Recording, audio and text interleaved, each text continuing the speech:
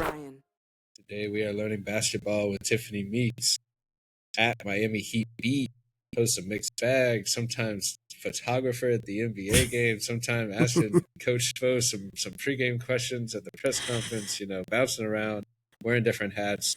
Excited to dive into Miami Heat, the matchup with the Magic last night in the NBA Cup, and a little bit of her process and taking pictures and coming up with stories. How are you doing today, Tiff? I'm doing good. How you doing, Ryan? Doing well. I'm, and I came across your profile the other day, I think, actually, with a question you had asked Coach Spo, and that led me to kind of find some of your other work and just enjoying your perspective since then, and was excited to bring you on the pod and talk a little bit about the Heat basketball and, just the process of, taking photography or taking photos at the game and covering the sport and how you're able to kind of merge that in the storytelling. But, I also want to hear about your story and your background, and maybe you could walk us through a little bit of maybe how you got to the role you're at today. Okay. First of all, let me say thank you for having me. Very interesting. So during COVID, as most people were, just home, watching TV, hanging out, I actually thought, oh, I have a Twitter account that I don't use. I signed up for it and never used it. And then I was watching a game, and I decided, oh, let me just see what's going on Twitter. And then tweeted a couple of things and got a message from someone, and they said, oh, you ever want to talk basketball? And I said, yeah, this is a joke. So I deleted it. And then I got another message, and I said, who is this Alf guy? And why does he keep tweeting me? So I finally responded, and Alf says, come over here, jump on the show, come talk basketball. And it went from that, and talking with Ethan at 5 Reasons and doing all the things. And I went from Twitter to all of a sudden I was on a live show. Had never been on a live show, had never really talked, sports in public, any of those things. And then it went from there to Heat Beat, and after that, Ethan said, would you ever want to cover a game? And I thought, no. No, I don't know what to do, how to do, when to do. And, after a few conversations, I said, you know what? I'll try it. I'll see what happens. And it's interesting because I don't write. I like to take photos, and I feel like I use my photos as a visual story. So, I live in New York, and when the Heat are in town, I go to the games. I try to take as many pictures as I can during warm-ups, players, coaches, fans, anything that I feel like can move the story forward as far as like what I'm trying to do. Interesting, this photo here of Tyler Herro, a lot of people clammed onto that photo. And it's interesting because I actually was taking pictures of someone else, and I turned to my right, and he was standing right next to me. And I thought, oh, perfect opportunity to take a photo of Tyler. And as I'm taking a photo of Tyler, I didn't realize someone was taking a video of us. So it just became this thing. But I, have always loved sports. I grew up playing sports, watching, and now it's just a different way for me to be around sports. Yeah, that's awesome. And I know Thank you. I definitely appreciate the photography side of things when it comes to that, and just the challenges and getting a good shot and trying to, make it your own perspective. And it's cool that you're able to, tell your own story or the story you're trying to tell through a photo. And sometimes, you capture the right, for this one, maybe the gritty side of Tyler Herro, right. The hard worker and all that, and just try to sum up some of these things that you can use words to write about or a picture to tell the story, and that, can be one of them. So I'll let it slide through some the full slideshow here of all Okay. your work. You can find all these photos at tiffmeeks.com/sports and the full portfolio. But what are some of the challenges just in with photography in general, Mm-hmm. like trying to capture the perfect shot? And do you have multiple, like do you have a a million chances at that shot where you can just kind of click one time and let it, like, Right. let it rip through the rest of the game for you? Or do you have to kind of time it yourself with just one shot every handful Right. of seconds? And what is that timing and the process? It's almost like you have feel for basketball for the timing of when the shot is, as much as, Right. maybe not as much as the players, but similar to the players trying to Right. feel out when things are going to happen. It's interesting because I'm self-taught. So as far I don't have formal training in photography. So I've been teaching myself on the fly. And I think the thing about with sports is because I'm a huge sports fan. Uh, he, St. Louis Cardinals, Chicago Bears, I love sports.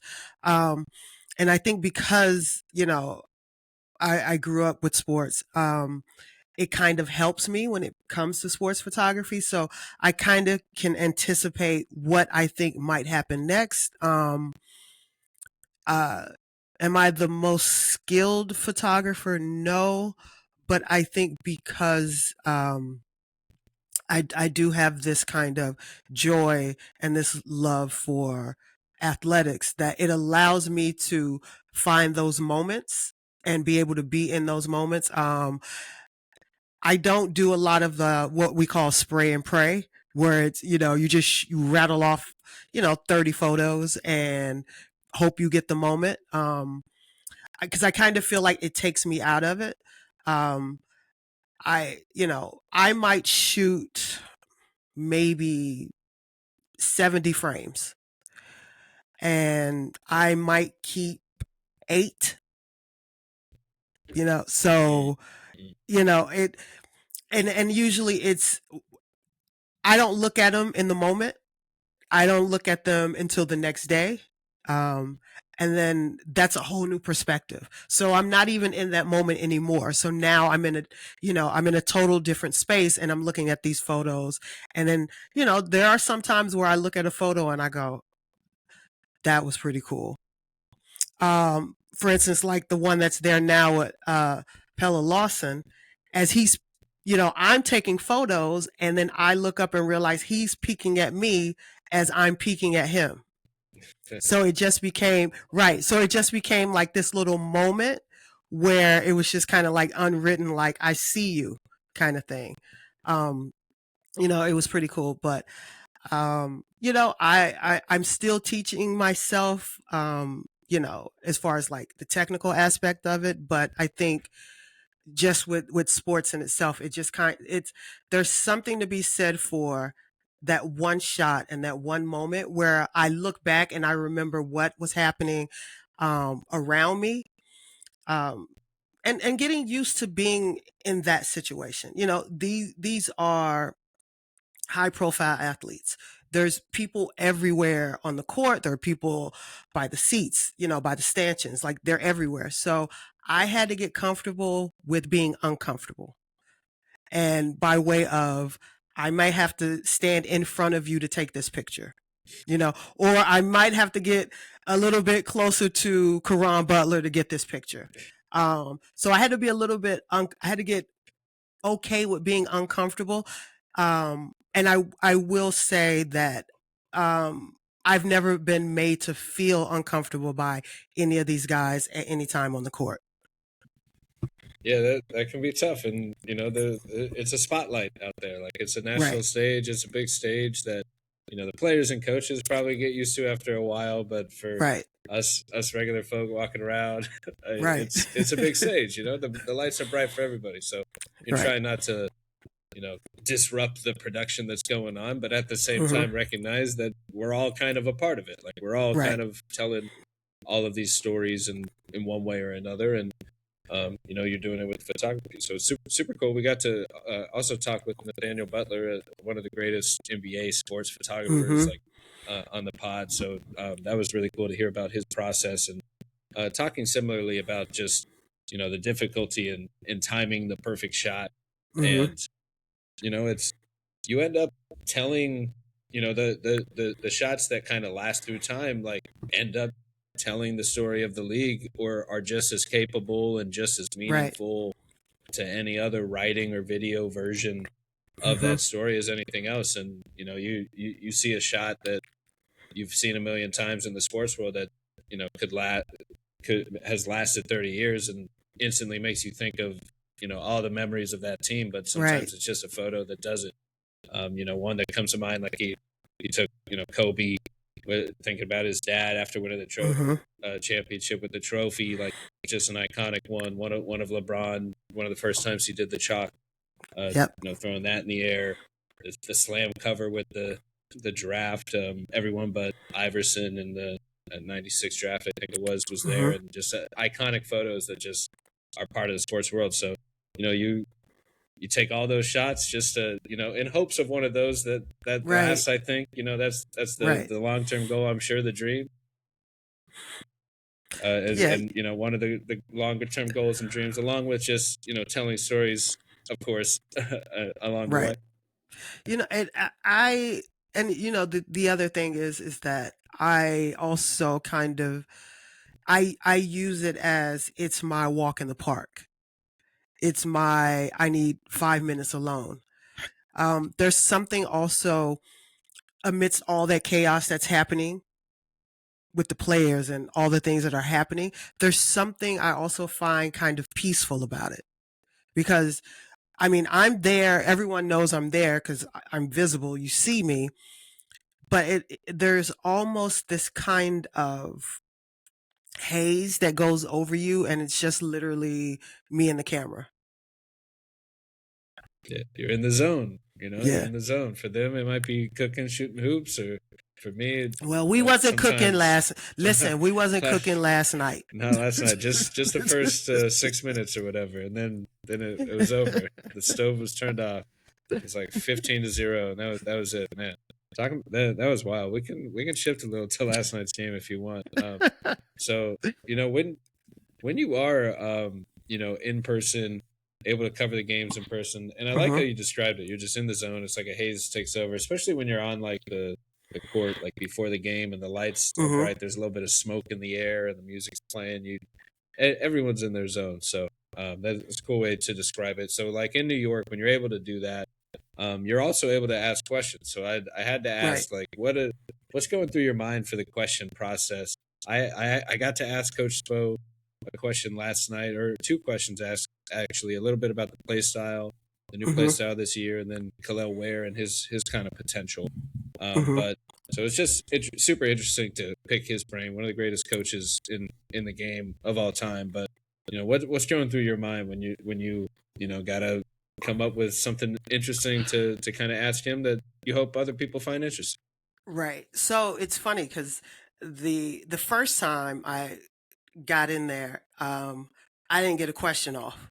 It Mm. was a lot of things were happening, and I personally, uh, I wasn't pushy enough, and I mean that in the most respectful way. Like I didn't make myself seen. So I regretted that, and I kept saying, okay, if I get a second opportunity, I'll do something. And I'm at the game, I'm watching the game, and I'm taking notes because I take notes during the game because there's just things I want to make sure I remember, Right. depending on the outcome of the game.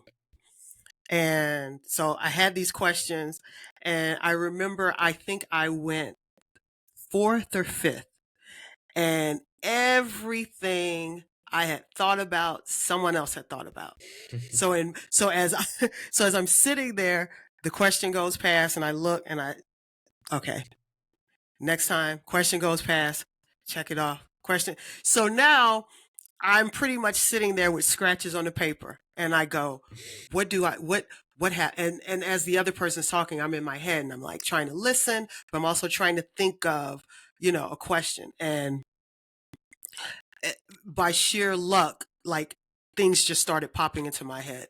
And I remember asking him a question, and once it was over, I remember somebody saying, "He must like you." You got a full response. And I thought, oh, okay, that's pretty good. Meanwhile, my palms were sweaty. And it's so funny because when you share space with him, his energy, he feels like one of the nicest guys in the world. But he's very intense. So when he looks you dead in your eyes, because he looks you right in your eyes when you're asking that question, and there's something so scary and honest about it that, you want to make sure you're interesting. You want to make sure that you're giving him something to think about. So I try to I try to be thoughtful. I try to be respectful, win or lose. And that's something else I had to come to terms with, that teams lose. You still have to be okay with asking a question when they lose, you know? And I think that was just a little bit more of me being afraid that I might say the wrong thing, especially, with the team having a loss. But I kind of just, circled the wagons and got myself out there. And now I'm a little bit more comfortable. I'm definitely more comfortable with jumping in, raising my hand and asking a question, and just also kind of not worrying about if it proves to be something that would put someone in a bad mood.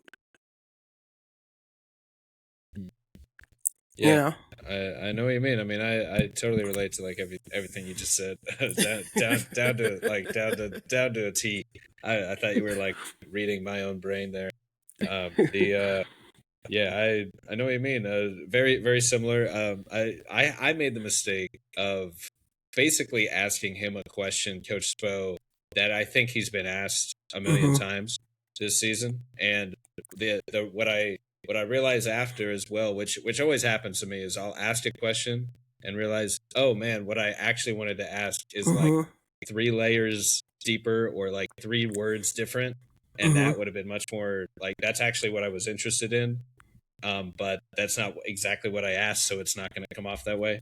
But that's just kind of the process of trying to be thoughtful, and like you said, trying to make them think of something interesting. And I think I like with the pace and the play style, the new screenless play style. The Miami Heat were really high in offense. Now they're lower a little bit recently, but they're still 13th overall.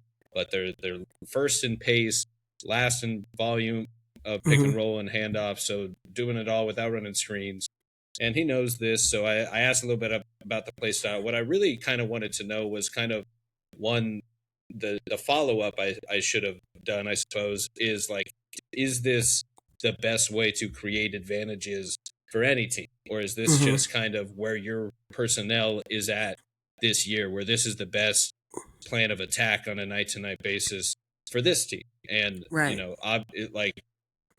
if you're trying to maximize spacing with the drive and kick offense, like just getting the screens out of there completely, Bam is known for his handoff ability, setting strong screens. Does that like take away a little of what Bam brings to the table as well? So it's just interesting, but you only get one question. You got to knock it out quick and, provide context without answering the question for them is my personal next frontier of question asking as well. So, we're just trying to learn from the experts, like, and learn their perspective, and mostly come away with like whoever's listening, Magic fans or Heat fans or whoever, just understanding a little bit more about the game, whether it's what's going on in the coach's mind, strategy, game plan wise, maybe why they made a decision while they're out there. And like you said, after a game, like there's a fine line between, questioning their decision and just questioning their decision, like it's all about the tone that you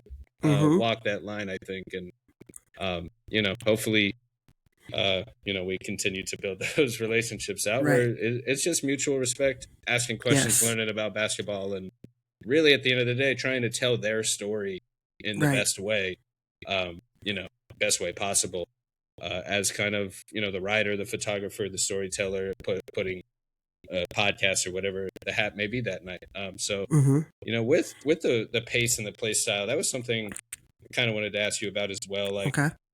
what have you noticed that's kind of working for this team with that style, and do you think that it's something that they can keep up the whole year or and in the playoffs, or is this more of like a regular season's out of the gates, let's start this way before we kind of, fall into our real groove? Right. It's interesting because there's a few things. I like the play style because it's fun. And I've grown accustomed to the Heat style, which is more of get it out the mud kind of thing. Like it's basically like taking a bag of quarters and just beating you over the head for 4 quarters. And the score is like 94 to 87. Yeah, So it's like 90s real rock basketball. fight. So right. So I got used to that. But I think the style to start the season was so much fun. And the pace was so quick and everybody's getting up and down and you're launching a bunch of shots. But I think there's a thin line with that because I feel like a lot of these guys have never played that style. And this is why we've been seeing a lot of like the soft tissue injuries, Mm. just because it's a hectic pace to keep up. Um, and with a lot of these guys that sustained various injuries throughout the course of the year, last year, it's hard because you rely on, you're relying on 11 guys to be in and out and running and running and running.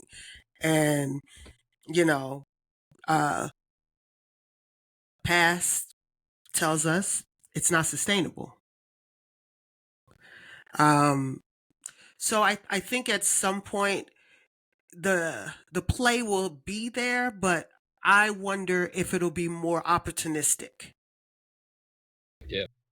It feels like the Magic have adjusted a little bit towards that as well. Mm-hmm. They kind of like they weren't playing at the screenless, so they weren't doing it without screens, but they were playing very fast to start the year, Right. and they have recovered to a fast pace the last 10 games or 5 games Mm-hmm. or so, like top 5 pace, top 10 pace in that stretch. So we'll see where they end up as well. But I think they have converted to more, like you said, opportunistic running off Mm-hmm. turnovers, running when it makes sense, off a mismatch or rebound or a leak out or something, rather than just for the sake of it. But I think generally speaking, teams try to play fast, like when they don't necessarily have a better option in the half court as Mm-hmm. well, and that might be easier in the regular season than the playoffs. Right. But playing fast is also just part of the equation, like the 5 out and the drive and kick Mm-hmm. relocation type of concepts that Nola Roche has gotten some credit for Memphis and now Miami for Right. helping Right. establish there. It's super interesting how it, like, I think that's one reason they blew up in that first quarter for a 15-0 quick Right. run, was Orlando didn't know exactly what was like Right. coming, and just kind of got punched in the mouth, but they took it and responded. Right. Desmond Bane, 37 points, just lighting it up. We Right. we could hit on the game a little bit here. I'll try to pull up a video as we're talking, but Yeah. And what did you see, well, with how Miami tried to deal with Desmond Bane? That like what? well, that's the thing. We go back to sustainability. Um, when you're doing the running, you still have another side of the court to play. That's the other thing. It's when you are exerting so much energy on offense, you still have a half a court to play, which is the defense. And I think a few things, because the problem that the Heat are gonna have, and I felt like they would probably have for at least the next 15 games, is how are we working in these guys and how are we working the rotations? Because the reality is Tyler literally hasn't even played 10 games yet. Right. And that's huge because he came back and he went into the starter's role. Ware goes to the bench. Wiggins goes to the four. So I think a lot of these things are it's going to be a problem that they're going to have to work out, because even when you look here, so first of all, you had Davion, who I don't know. This was probably one of his worst games defensively I've seen all year, where he got hung up on a lot of screens. And I am not accustomed to seeing Davion just flat out get hung up on a lot of screens. Look here, he's chasing. He's literally been one of the best defenders, one of the best assist to turnover guys all season, and this game really just he didn't look like himself. And Bane, who's smart, you take advantage. Like, this is what you do when you see a defender who's either a step out of place or who's caught in between you and another player. You take advantage, and literally that's what he did. Yeah, like the whole night, not just the 3-point shot, but getting to the rack. I asked him after the game about the bump and finish type of mindset that he, like, I thought he showed, and he mentioned that he was like conscious about that, trying to purposefully hunt contact and initiate the contact and then finish after. And he had worked on it the day before with a Magic assistant coach, Tate Carter. It worked. He scored 13 of his 37 points off of just bump and finish drives, and he's able to use that 3-point shooting gravity to threaten the 3-point shot and then drive off of it and really be a complete scorer and then creator as well, dishing for this team. And to your point, like, Davion is one of the best defenders in the league this year. Like, he's kind of like from afar, he looks like the Jalen Suggs of the Miami Heat's team. Like, maybe not to that degree, but like he's always been a similar archetype of player as just this bulldog defender, the ultimate Heat guy. Like couldn't have ended up on a better situation to kind of redeem and get the most out of his game again, where he was bouncing around a little bit, but like just a dog defender back at Baylor. I think won it all there, or at least played at the national championship, and just a really great playmaker too. He had like a bunch of assists last night, so he's made a huge leap as like this two-way defensive playmaker. But to your point, Bane kind of got the best of him last night, and there wasn't much Miami really could do. Like, did you? Right. I mean, if you saw, like, even those plays that you just ran, most of the defenders were trailing. So once you're trailing, you're at the mercy of if you can get help or not. That's pretty much it.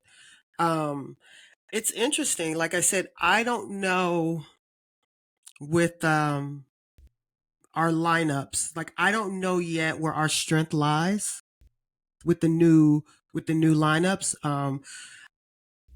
So I honestly, I don't know, because when you're rolling out essentially 3 guards, a small forward, and bam. So it's kind of, with certain positions, it's kind of feast or famine, because you're kind of at a mismatch on the defensive end, because you're rolling out Davion, Tyler, Norm, Wiggins, and bam. So I'm not sure yet where, with this unit, where our defensive strengths are, which will be interesting because I think we're off for the next like 4 days or something. So I would assume by the next game, Spo would have cooked up something. Yeah. What do you think about the Kel'el Ware with Bam Adebayo kind of double front court lineup, where I think Haslam even mentioned, I think it was before this game on the pregame show, just like how like prideful they are on the defensive end, and clearly to me, like, the two most dynamic like players that could really be like one's already a proven star in Bam, Right. Kel'el.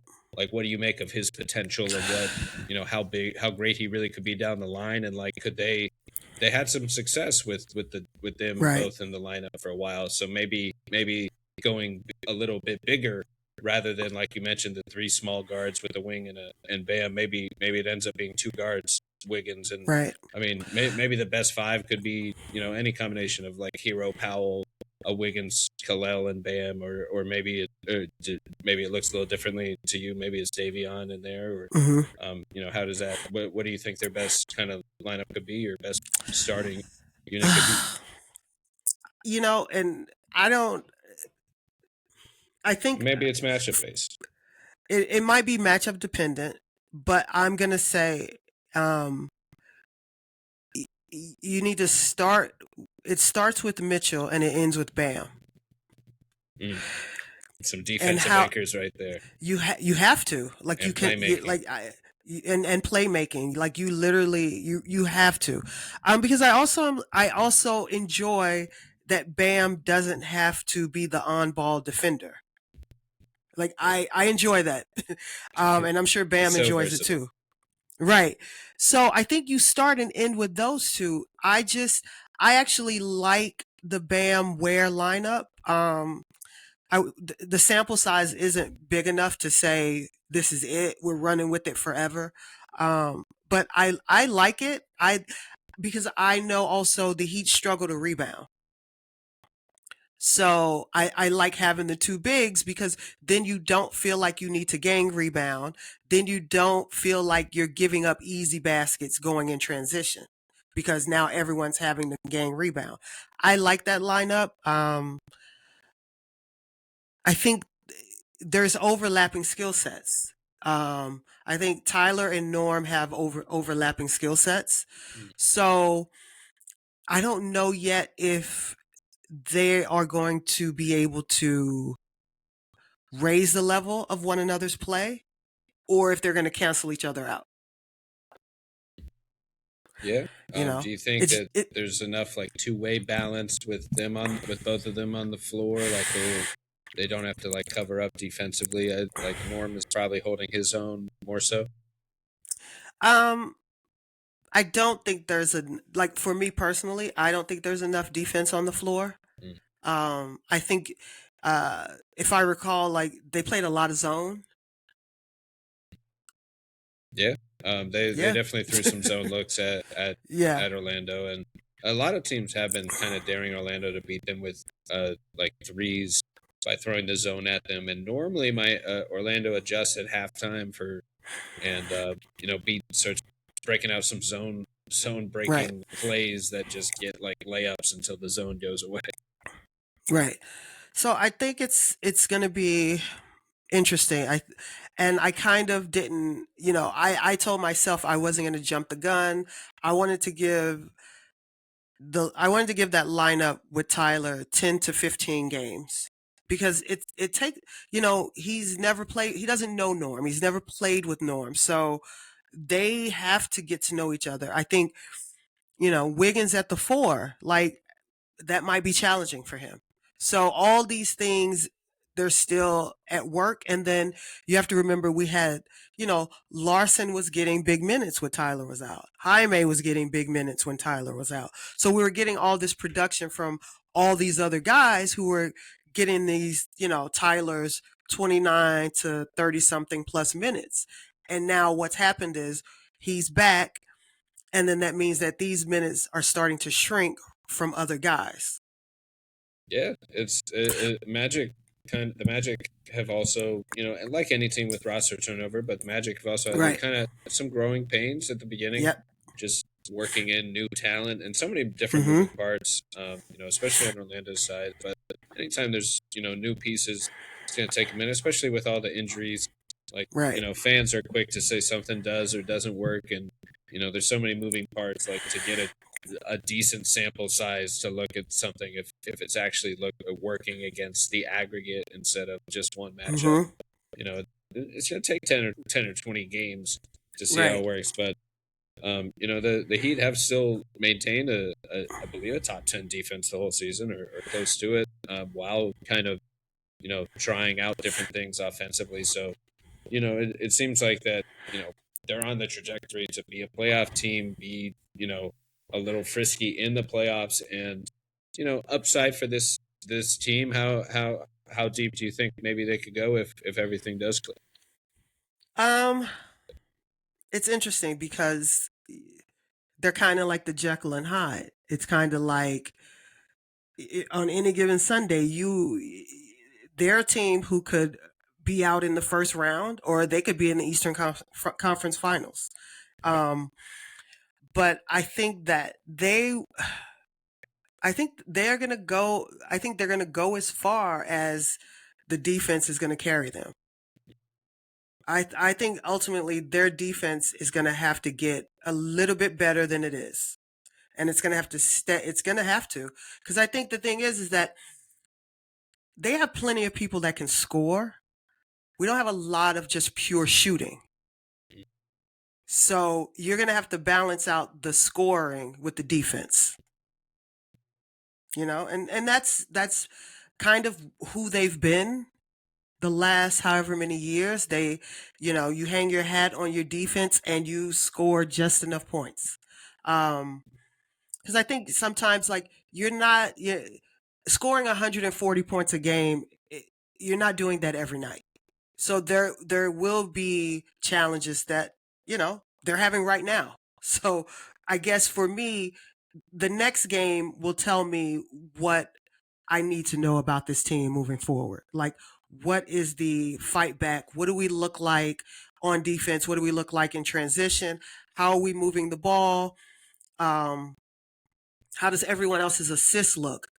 Excluding Davion's, like what does the ball handling look like? Like, there's so many things that I wonder um, where they're going to get it from, because a lot of guys kind of look like they're in a funk. So how do they get those others out of the funk to be more productive in whatever limited time that they have? Yeah, finding that two-way floor balance is definitely going to be the challenge for this team, and I think generally speaking, the tricky part is the starting lineup generally needs to be able to defend other starters. And Mm-hmm. if you can't do that, then you probably need to be, dropping 20 points a game or creating like 30 points a game, like this huge offensive hub, or be a real star player.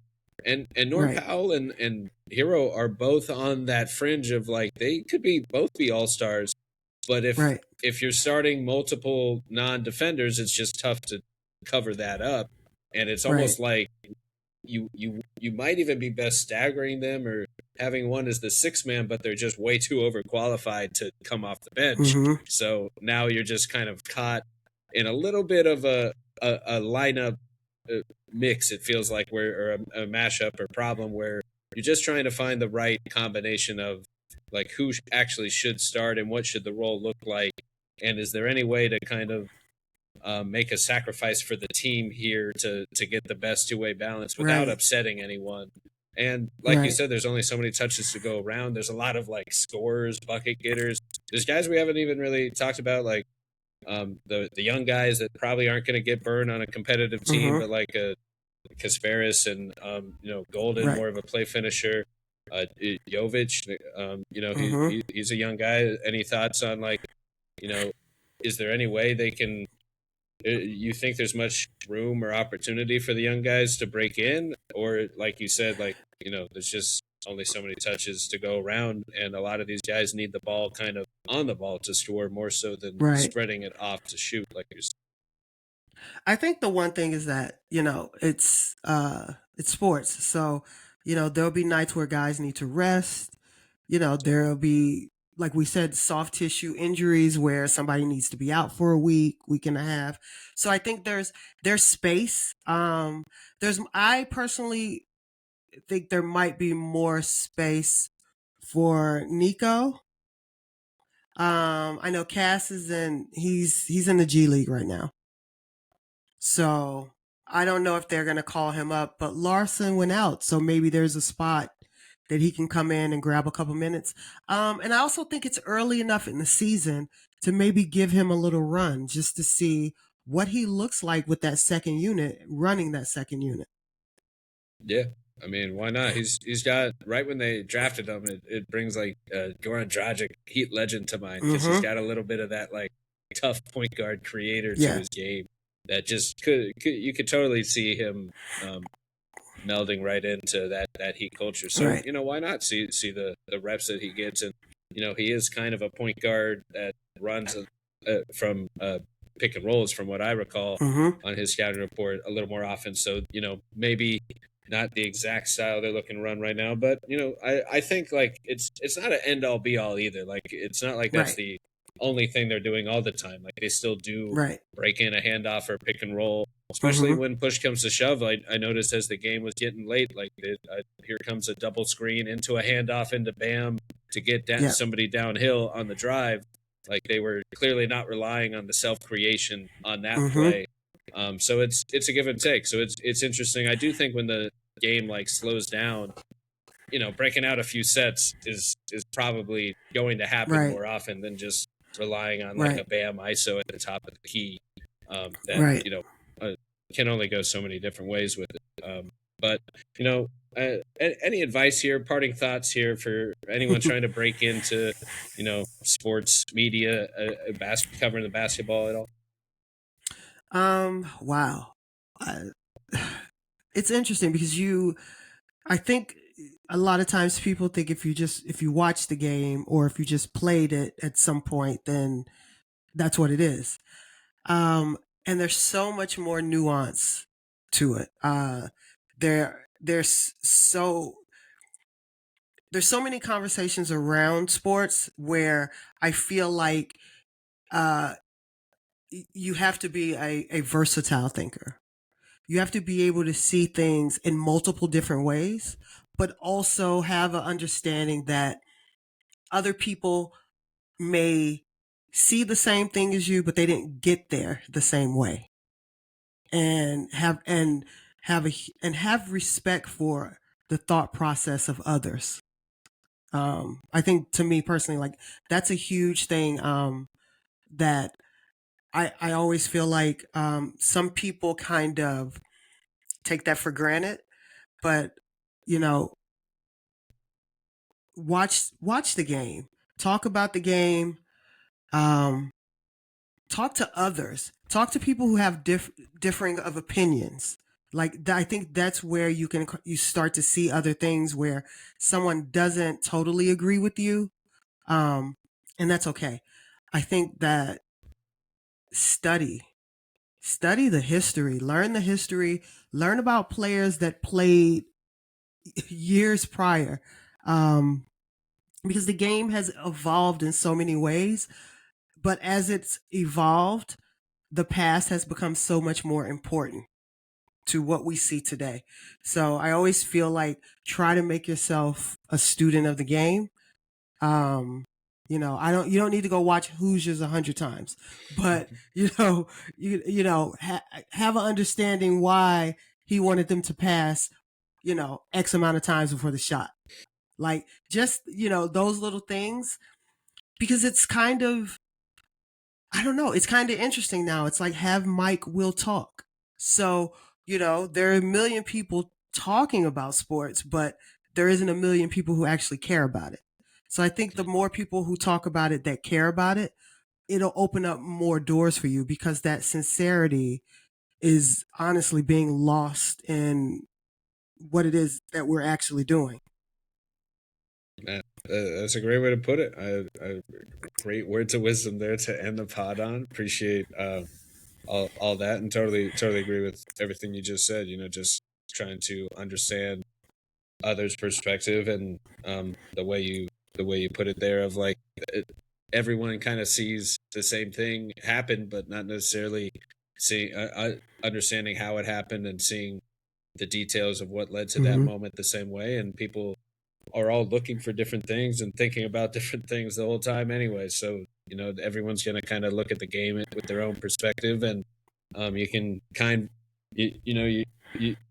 what's the Ted Lasso quote like stay curious, don't judge or whatever. Like you can either judge everyone that disagrees, or you can try Right. to like learn from their perspective a little bit and add it to your own and maybe pick up something on the way. But man, ton of great insight here. Really appreciate you taking the time, Tiffany. Got to check out her Thank work you. at Miami Heat Beat and check out keep up, following her on social and everything. Anything you want to plug here at the end?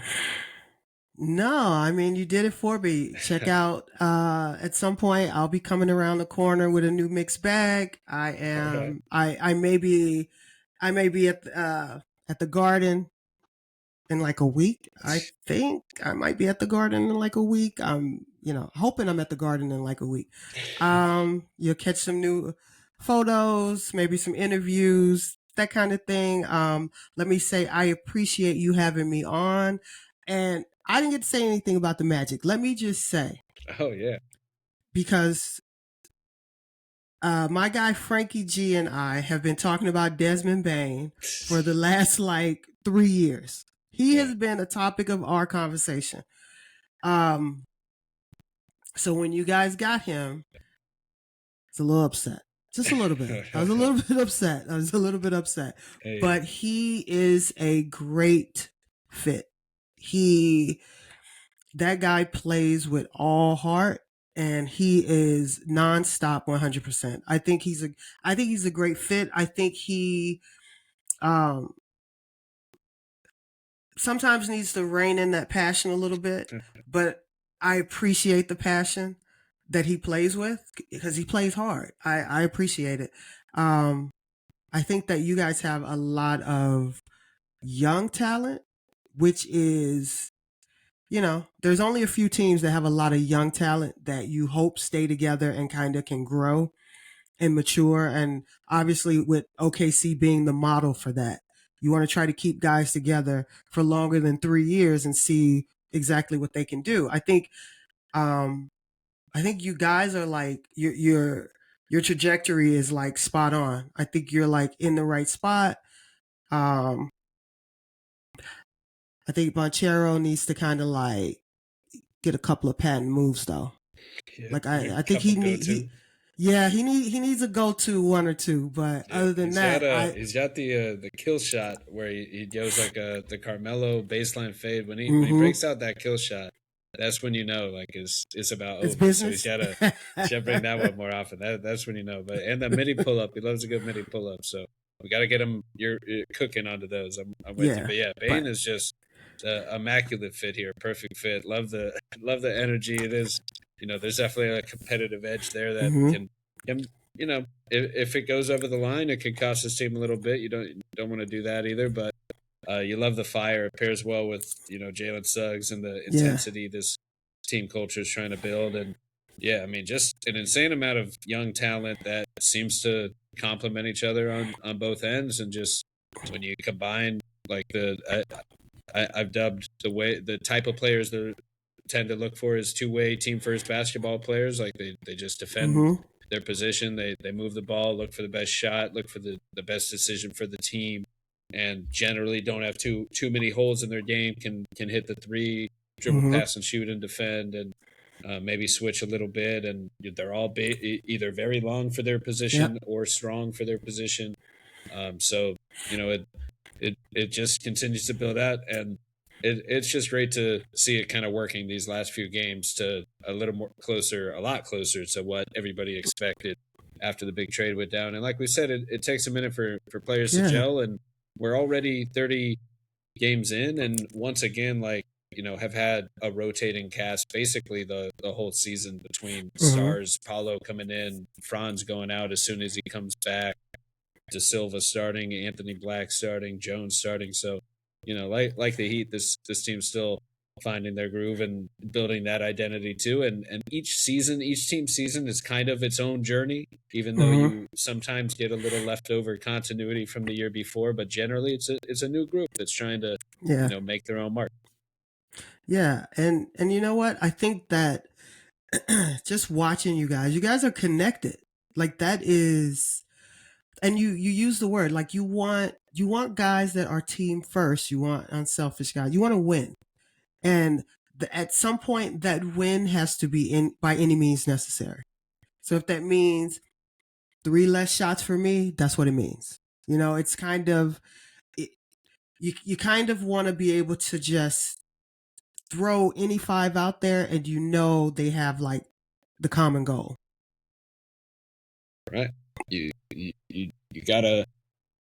You want to make sure they have that mindset, and it's really hard to know just who thinks that way. Other than that's where the intel comes in and the scouting and trying to go through the interview process and pick up things about players' work ethic and their development or paths and the people around them. But that's where it gets real tricky, and you start trying to like read people's brains, and you really don't know until I guess they start showing up every day and put in the work, and you kind of see it up close. I think over time is really the only way to find out, who kind of shows those winning traits and has that mentality. But if you can kind of pick up on some of those traits early on and target those players, and it feels like the Magic have done that, and the Heat have their own culture of guys that they clearly are looking for that meet a certain criteria. Like what works for you, you build out the identity that way, and it makes team building a lot easier when you kind of know what you're looking for in games. Yep, so. I agree.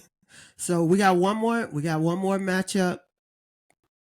Is it just one? We'll see what happens. I think we got one left. Yeah. We played like 3 times already. I asked you, it might be 2 because I think we got an extra one with this NBA Cup one. But you're right, we played like an insane amount of games. And I think they've all been on your court.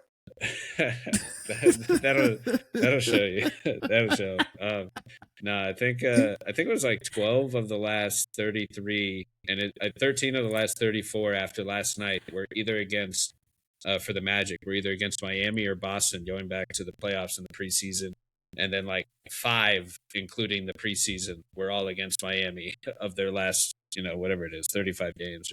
They're sick of each other. Just too much, I'm sure. Yeah, like the rivalry's fun, but it's too many times. You got to play somebody else a little bit. It'll happen.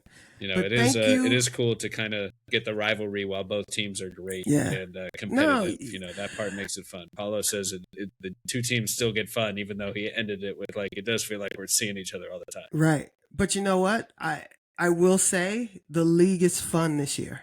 Yeah, no doubt. It's fun. And so it's there's something for everybody. That's how I keep telling people when they're like, I don't want to watch. I'm like, find a team, find something you like. There's literally so many good players playing good basketball. Like there's a lot to go around. So, find something you like and invest in it.